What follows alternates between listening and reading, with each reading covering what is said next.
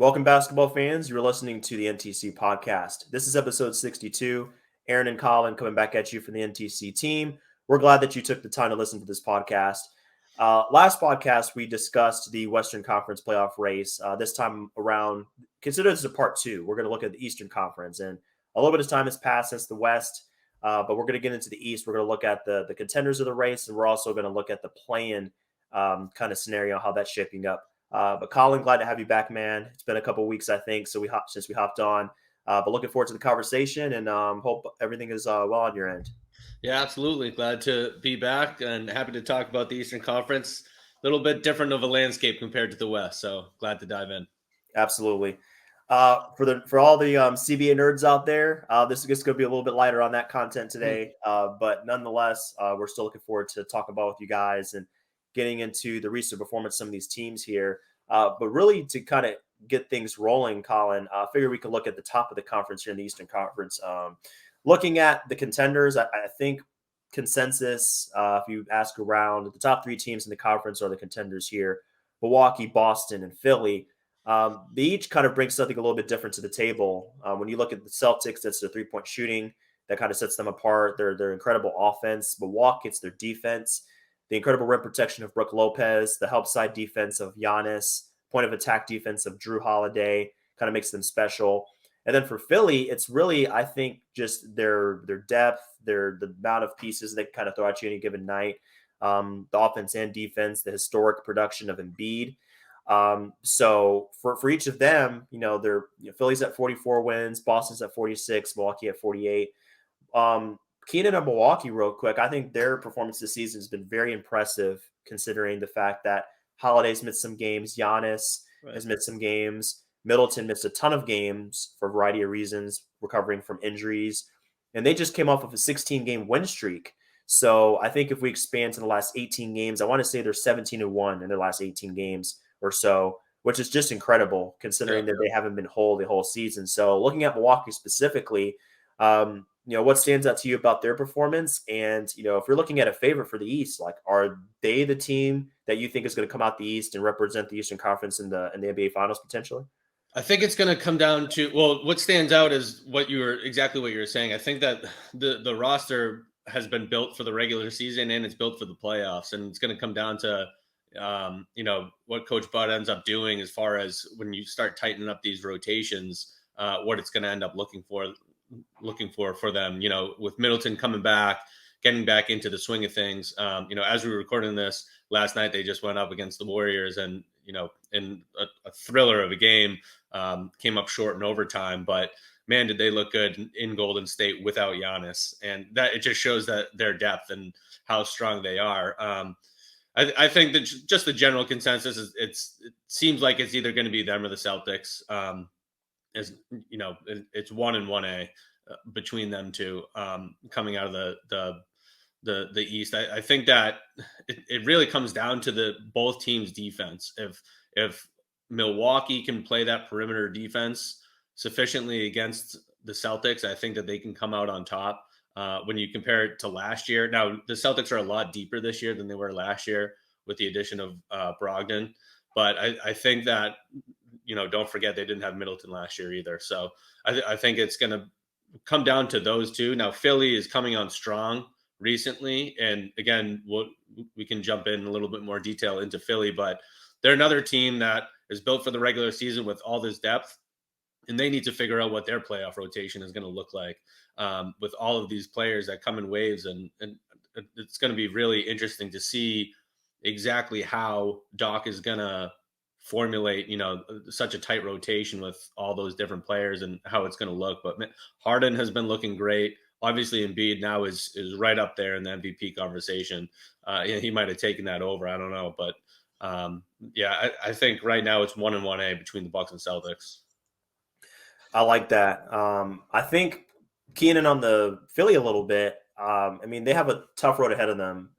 It's really just kind of a unfortunate situation because they're looking so strong. And as you said, Embiid and Harden have been fantastic this season, and Embiid specifically, I think in a lot of other seasons, he would be the front runner for MVP. Yeah. But like you said, Milwaukee's performance, Boston's performance. It's just been kind of like a tough field for Embiid to compete in. But for them, I don't want to discount them in this race. I do think they have a chance to make it out of the East. Embiid's numbers are just absolutely mind-blowing. 33, 10, and 4 on 56% effective field goal percentage. For Harden, it's 21, 6, and 10, which actually did not result in an all-star appearance this season, which is crazy to think about. Yeah. He's been an incredible playmaker for them. And I tweeted this, I think it was like a week or so ago on one of the recent games. But what makes Harden special for this team is his ability to toggle between an incredible shot creator and a lead playmaker, specifically when it comes to his passing. I think those two characteristics for the number 2 on this team makes him very special and something that a lot of other number 2s can't replicate. He can go out there and get you 30, get you 40, several step back threes, self-created baskets. And then on another night, he can say, hey, I'm going to score 18 to 20, take it easy a little bit, get my other guys involved, because there's a lot of talent on this team between D'Anthony Melton, Maxey, Tobias Harris, just name a few guys. So that for him, I think is very special. And I was just looking on at their statistics here on Basketball Reference, and one statistic for me that kind of stands out is free throw rate. And as we all know, the playoffs are a grinded out affair. The pace slows down. It's more of a half court offense, and their advantage is going to come from the free throw line between Embiid and Harden being able to generate so many free throws any given game and situation. Slow the game down, give themselves easy baskets, even if the threes aren't falling, I think kind of sets them apart a little bit.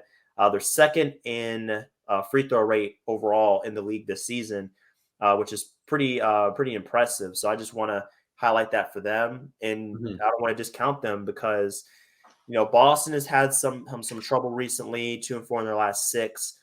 Grant Williams has had some struggles there. Overall, the team has gone through some ups and downs. I know that's not an indicator of like how they are overall. They're still a very good team, but just want to highlight that and just the fact that I think they might be slept on a little bit at this point, just because of how good Milwaukee and Boston have been.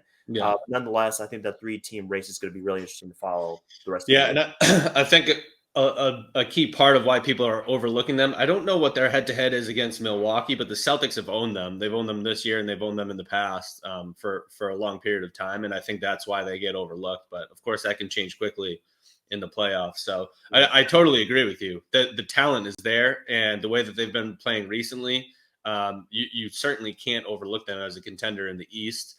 But it's one of those things where you just have to prove it to me now, right? They haven't done it yet. Over the past few years, they need to step up now and show that they can beat these better teams in the East. And specifically, I think that comes into play for James Harden because just his recent playoff appearances have not been very impressive. Even last year, I mean, he couldn't carry them to a win over the Miami Heat in the second round, which was disappointing. And in the past, he's had games where he's been the top guy on the Rockets, couldn't get it done. So I think for him, I mean, this playoff run means, I think, more to him than anybody else. Embiid is a close second. But, for Harden, I mean, this is the last thing he needs to prove. He's proven he could be an all-star. He could be the number 1 option on a team in the regular season. He could be all-team, all-NBA first team. But this is what's missing on his resume. So he really needs this run to establish himself as not just a regular season performer, but a postseason performer to kind of eliminate some of the questions and skepticism when it comes to his performance. And that's probably another reason why they're not favored over these other 2 teams, because of Harden specifically, what he's done in the past, what he's lacked when it comes to the postseason. So I think if he can shed that a little bit, maybe lean into his passing a little bit more, not have to shoulder such a burden on offense. That's where Embiid can come in. Maybe it can give them just enough to kind of get over that hump that they've been running into in the past. But definitely want to look at them, keep an eye on them the rest of the way. But looking at the next tier of teams here, starting with the Cavaliers, Cavs and Knicks and Brooklyn, they're all kind of in the next tier for me. Cleveland's just really impressive, man. I watched a couple of games that they played against the Heat this season. They had a back-to-back set over this past week. They're second in defense overall, according to Basketball Reference, but they're number 1 in net rating so far, plus 5.5. So very special team. Not quite contender status yet. I think they still need a couple more pieces. But, I mean, they're so solid, man. And that Twin Tower lineup is just a beast to try to deal Yeah. with on a night-to-night basis. So I wanted to highlight their performance real quick. Of course, their backcourt is incredible. I think if we're talking about teams that can definitely win a playoff series, maybe not make it all the way, but win a series and make some noise, they have to be at the top of the list just because of that top end talent that Donovan Mitchell brings, the defense those other two guys bring, and the entire roster as a whole, just how they've come out the last couple of years. Very impressive. Yeah, and I would put them kind of almost at the Sixers tier, not quite, but I would definitely separate them from the Nets, Knicks, and Heat, right? I would have them as kind of that range of, are they a easy, contender in the East? No, but could they disrupt and cause problems for one of those three other contenders that we were just talking about? I think they absolutely could. Like I could see them coming out and playing spoiler for one of those other top three teams in the East. Just for everything that you're talking about, they have this great front court, and then if Donovan Mitchell goes off, Mr. 71, just has a great series, I could see them doing it. They have enough defensively down low. Mobley's playing great. I just think that they have enough playmaking capability, and they have enough defensively, which no one thought they did at the beginning of the year, and they've really stepped that up. Where I think that they could play spoiler to one of these teams. Could they make it out of the East and beat the Sixers and then the Celtics or Bucks? Maybe not, but I think they could take down one of those teams. Yeah, they have to. They at least have a chance because you look at how stout their defense is. I mean, that's going to keep you in games no matter what. Even if your offense has an off night, you're still going to be in games. So for them, that's definitely a key advantage that they have over a lot of other teams. Maybe not Milwaukee, but definitely the other two when it comes to their defensive prowess. You mentioned Evan Mobley here, talking about this young core. I think Mobley, for him, I think he's right on time, right on schedule with his performance. Evaluators, specifically the people on Twitter, the fans, could be a little bit critical of him at times because they're looking at his offense and they're saying like, well, he's not doing this, not doing that. The 3-pointers hasn't come around yet. Mike, let's hold our horses here, guys. I mean, he's in year 2, and the defense is exactly where it needs to be. That's all they need from him at this point. They don't need him to be a primary offensive option. Go out there, be a rim protector, be a help side guy. Be a guy that can switch on the perimeter at times on defense and hit the occasional mid-ranger, get some easy baskets at the rim that Darius and Donovan will create for him. That's his role right now. So I think as time goes along, I don't see him as a guy that's going to carry a franchise.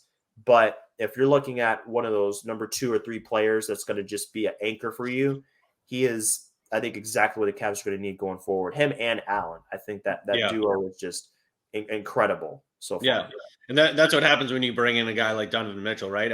Everyone moves down a slot. Like, you don't need these guys to be that elite player anymore. You need them to be a good role player and let Donovan take over the rest of it. And then you bring in, they have Karis LeVert too, who's a good efficient scorer on that side of the ball too. So you need him to defend. You don't need to rely on him as much. You let him grow and do the things that he's best at. So I think that they can make some noise in the playoffs. But like you said, do we think they're coming out of the East? Probably not. At least not yet. But if you look at the next few years from, I think that's definitely a possibility. Yeah. Just because of how young their core is.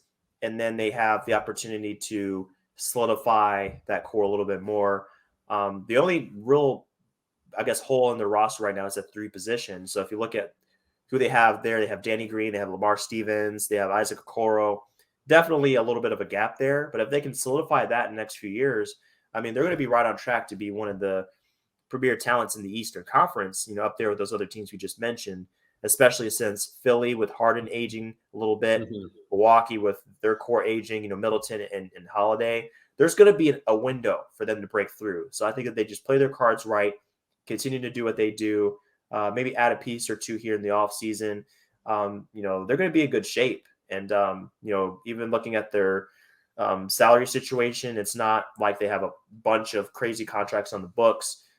They're in good shape. So they just play their cards right. They're going to be in prime position. I love what they're going to, bring to the table over the next few years. So definitely don't want to discount them. So for you, it looks like the next 2 teams here are in a different bracket, a different tier. the Knicks had a 9-game win streak. It looked like they were trying to break into that next tier. It's like, Yeah. oh, watch out. The Knicks are on the rise. But now they've had 2 straight losses after that 9-game win streak, unfortunately. But the bright spot for them, I think, even if this season doesn't amount to anything more than like a playoff appearance, like a first-round appearance, Mhm. I think they have to be encouraged by the Josh Hart pickup and how he fits with his team, number one. Yeah. And then also the development of Emmanuel Quickly and what he's Yes. done in increased minutes. Of course, the points per game, 16.7 over the last 13 games. That's all well and good. But the key number I'm looking at is playing time, which is almost 30 minutes per game. We know Tibbs. We know that he's not really keen on playing young guys a lot, especially when you have vets already established in the rotation. Derrick Rose, Jalen Brunson, guys like that. So I think the fact that he's getting so much run here recently is an indicator of how this team is progressing, how he's progressing as a player, and what they can end up doing here. Maybe not this season, but in the near future, just because of how all the pieces are fitting together. For Josh Hart specifically, I think what he brings to this team, of course, is the toughness, the defense, and I continue to be very impressed and amazed, really, by how much he rebounds for a guard. 7.9 rebounds per game at Yeah. the 2/3 position. That's a game changer right there.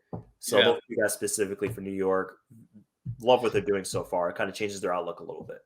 Yeah, it's funny because I remember being on the pod with you and AP, and I think they had just won like 12 in a row. And it was early on in the season, and AP saying, well, it's not a real win streak because they weren't facing these real teams, and they're just a streaky team. They aren't consistent enough to be any kind of real contender or even reach a skill set or a team like the Cavs. They have a roster to build on and get better. I think they need another elite player, but the way that Julius Randle is playing again is nice compared to it was funny because he played well 2 years ago and then he got that contract. It looked like it was going to be a horrible contract, and now he's played really well again, which is good to see. But Right. yeah, it just seems like they're catching on this win streak when other teams might be in the lulls of reaching towards the end of the season. I just can't put them in a spot where I think that they're really going to do much in the playoffs. But yeah, Quickly has looked good. Julius Randle, I think there's enough to build on, but again, they're going to need one more piece there to become a contender in the East. I would agree with that. They definitely are a little bit inconsistent, but that win streak, they do have 2 wins against the Celtics, which I think is very impressive. Yeah, and that one of those was without Brunson playing. That's true. That's true. So that's good. Yep. Yeah, and I didn't mean this one was fake or anything. I just mean Yeah. they're super streak where they rattle off 10 in a row, and now they've lost 3 in a row. So they just seem very inconsistent. They're not super impressive where you're seeing them consistently put out a good performance all the time. It's like this Jekyll and Hyde throughout the season. And again, I just think this win streak, you're kind of catching it during teams who are dealing with load management and kind of looking towards the playoffs and the seeding and getting ready. Fair enough. But I do think even if this doesn't amount to anything more, like I said, like a first round appearance, I think they definitely are overperforming relative to expectations.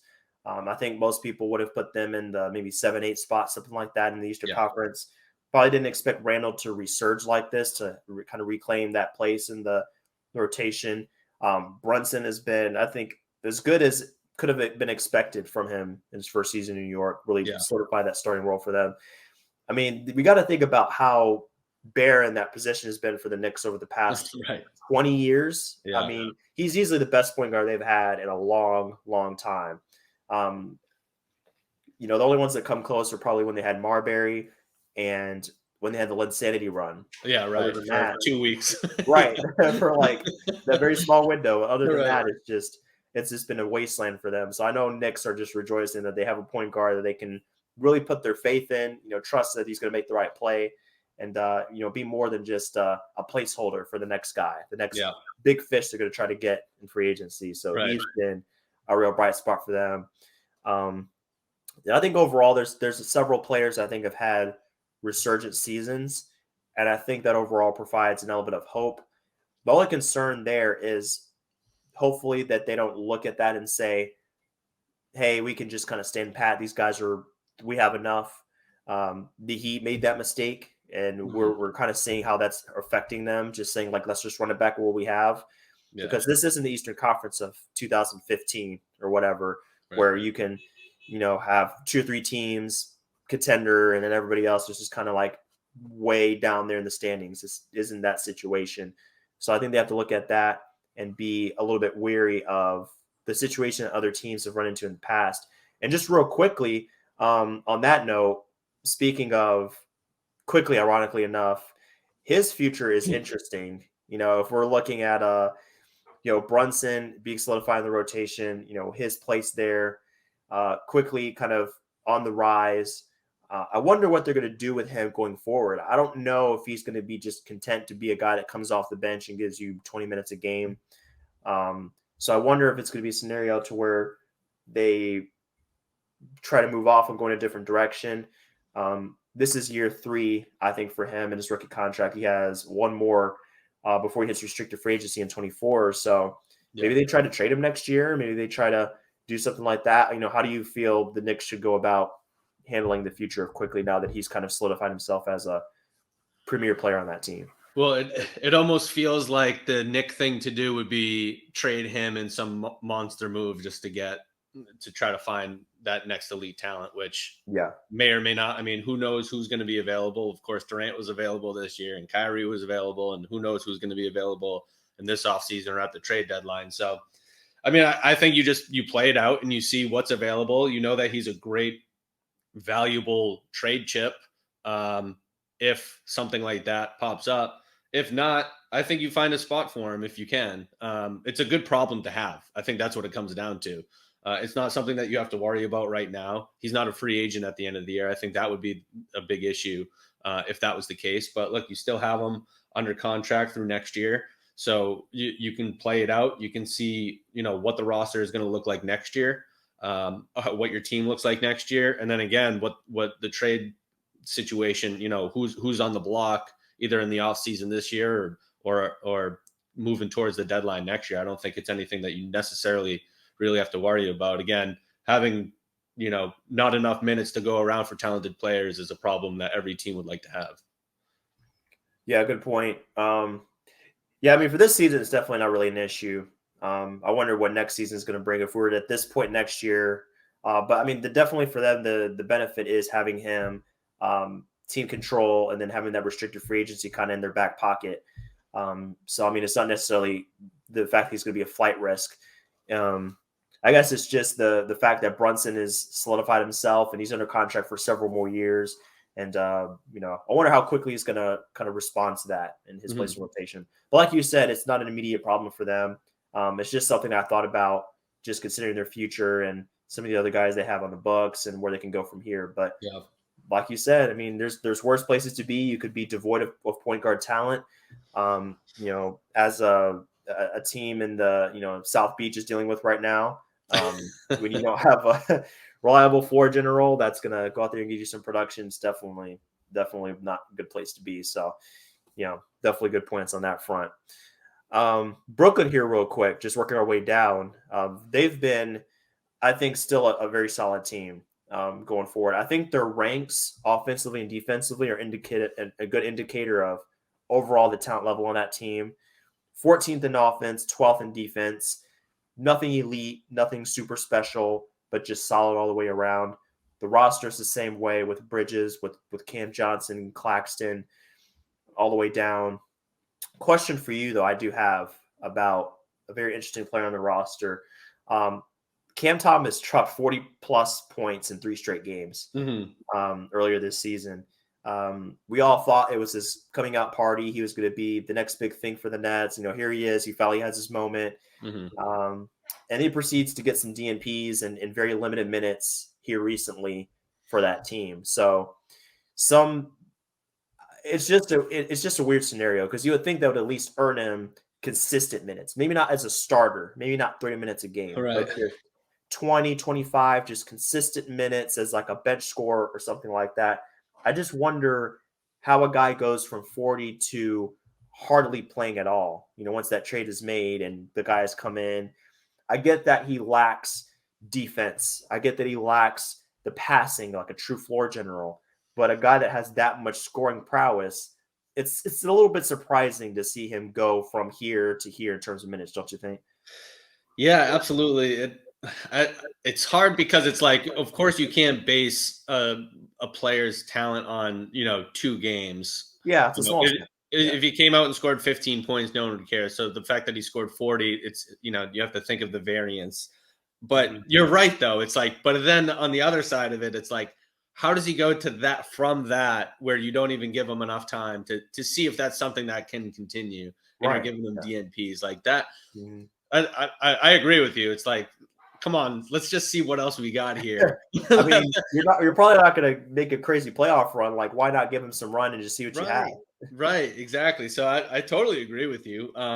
But I think the promising thing there for the team is that they don't have that elite talent, that elite player that's going to get them over into contender mode. But they have so much depth and so many good players that Cam Thomas drops 2 40-point games and can't even make the roster when all their players are there. So I think that's kind of a good sign for them. It's probably a little bit frustrating for a Nets fan Yeah, who definitely. wants to see what he can do when they know that they're not going to win anything this year.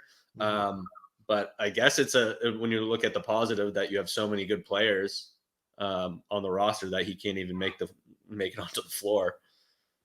It's a little bit jarring, man. I just wasn't Yeah, expecting that. I yeah, went back and I looked at the game logs for him, and I'm like, wow, he didn't play this game. 6 minutes this game, 9 minutes this game. It's just a little bit surprising, yeah, considering what he did before. Um, the whole Ben Simmons experiment looks like it's crashed and burned. Um, it looks like going in the next few years here. I mean, he's on the books till 2025. yeah, 35, 37, and 40 million in the next few years. That's going to be hard to shake for yeah, them. With all that talent they have, his situation is a little bit unfortunate. So I would say that they have a pretty bright future for the most part, but that's definitely going to be a big blemish on their books and try to build this team out. So I don't know if they're going to be able to build a contender here in the next few years with that contract on the books, but with Bridges in the fold, they at least have something to look forward to yeah. going forward. Yeah, and it'll be fun to see them. I mean, they're going to be in the playoffs, so it'll be fun to see if they can make any kind of noise against. Right now they match up against Cleveland. See, put the spotlight on these guys on national television and see what McHale can do, and showcase all of these guys' talents and see what happens. Yeah, for Bridges, it's 25 points a game on 50 wood 49-90 shooting splits, so 50-40-90 since the trade, several Yeah, games. So that's a great sign from Nets awesome. fans Yeah, and the franchise overall. Real quick, Colin, to kind of bring this all together, if we're looking at the play-in spots, so right now it looks like it's a race between Miami, Atlanta, Toronto, and Washington. Maybe you could put the Bulls in there, but it's going to be a uphill battle. If you're trying to narrow it down to 2 teams out of those 4 you think are going to grab the 7 and 8 spots. Miami and Atlanta currently have the edge at 7 and 8 respectively. Atlanta is starting to perk up a little bit. They're looking a little bit better. Miami, I could go a whole podcast talking about how I they've know you could. performed recently. I could go all day about how disappointed they've been recently. It's a lot of problems right now. Uh, Toronto has been kind of up and down. They had a rough West Coast road trip this week against Denver and both LA teams, which is kind of rough. And then Washington is, I don't even know what to make of them. One day they look like they can break into the top 8. The next day they look like they can fall into the lottery, the deep lottery. I don't know Yeah, what to make of them. So out of those, do you think it's straight up Miami and Atlanta? You think they grab those 2 spots, yeah. 7, 8 when it's all said and done? Yeah, I do. I think that I think Toronto down. They're kind of like Miami and Atlanta are. I almost put them with New York and Brooklyn in that Miami's just underperforming. I still Yeah. see that the talent is there. I'm sure, like you said, you can go on all day about it. But another important thing to look at here is the Heat have the easiest schedule remaining, the second easiest schedule remaining in the East, other than Cleveland, based on winning percentage. So I think that they'll be able to lock it up. And Atlanta, with Quinn Snyder now, I think that they're playing better, and I think those two teams are just they're not great, these great teams in the East, but I think that they're just at a different level than the rest of those teams. Yeah. No, I agree with that for sure. Miami's schedule, like you said, is favorable. They played the Magic last night. That didn't go very well. So I mean, it's just weird because they Magic is tough. The Magic plays tough though. They're not bad. They're not bad. I give for them their record, they play teams hard all the time. I think that Celtics are. I think they're unbeaten against the Celtics or something. Like that. No, you're right. Yeah, that's a good point. I don't want to discount what they've done so far. They're definitely a solid team. They're not the Hornets or the Pistons, but I think it's just a disappointing loss considering what Miami's playing for right now. Yeah. But they do have the Bulls on the schedule, the Pistons, 2 games against the Pistons, 2 games against the Knicks, a game against the Nets, another game against the Magic on the 9th of April, the last game of the season for them, and the Wizards. So, yeah, I mean, they definitely have a lot of winnable games here. I still don't feel great about it for them because they've dropped some very winnable games recently. Yeah. Charlotte Hornets, they dropped that game recently. The Magic here recently. So, I mean, it's not a given that they're going to have a great record in those games, but I think the numbers favor them for sure. And then Atlanta, like you said, I think they just have too much talent to not be at least in the 8th spot between Trey, DeJounte, all those guys. They still have a lot of serviceable guys that can do a lot of things for them. So I think it's just a matter of getting the pieces to fit, but they do have a lot of solid pieces.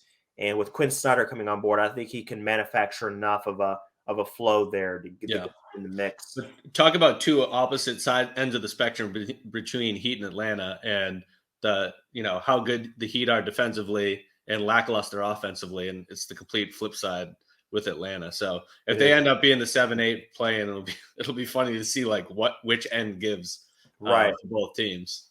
Something's got to give out. Yeah. I was just talking about this last night, that potential 7-8 matchup here. It would be in Miami, and I think Miami should be favored in that matchup, but it will be a fun game for sure. Mm-hmm. They just played twice. Miami won both matchups, but they were very competitive games all the way down, and I think that playing game would work out the same way. Yeah. So Trey is just going to have to find a way to break through because the last few times he's played Miami, it's not been good for him. Very inefficient. He's gotten locked up, but that's where DeJounte needs to show why Atlanta went and picked him up. Right. And take that pressure off of Trey. So we'll see. But yeah, Colin, I mean, I think this is about all we have for today. There are definitely some other teams here, but they're not really in the playoff race. Indiana, Orlando, Charlotte, Detroit, but they all do have some merit to them. And, maybe in a future podcast, we can look at those teams in the lottery and see what they're building for in the future, and maybe throw out some of those numbers on their books, look at it from more of a financial perspective. But in the meantime, it's been a great episode here. Thanks everybody for tuning in and joining us. Had a great time, and Colin, we might actually have to come on a pod here soon. Maybe talk about your experience at the Sloan Analytics Conference. I want to hear all about that. Yeah, let's definitely do that. That would be great. Yep, it was very, very interesting. All the different topics as far as AI and analytics and the use of it within the NBA. Listen to Mike Zarin and Brad Stevens of the Celtics, of course, Daryl Morey of the 76ers who founded it years ago. And they had a lot of different interesting conversations. So we can definitely jump on and talk about that as well at some point. Can't wait to hear about that, man. While you guys are ready for the next episode, definitely be sure to check out our website, notradeclause.com, for our cap sheets, our draft capital resource, all our podcasts, written articles, all that good stuff where we kind of dive deeper into the numbers and everything else that kind of makes the NBA run and the inner workings of the league as a whole. So that's our website. You can find our episodes there, and we hope you will check that out. But until next time, guys, we're signing out. Thanks for tuning into this episode. Enjoy the NBA season here as we ramp up into the playoff run, and we hope to see you on the next installment. So take care, everybody, and we'll see you soon.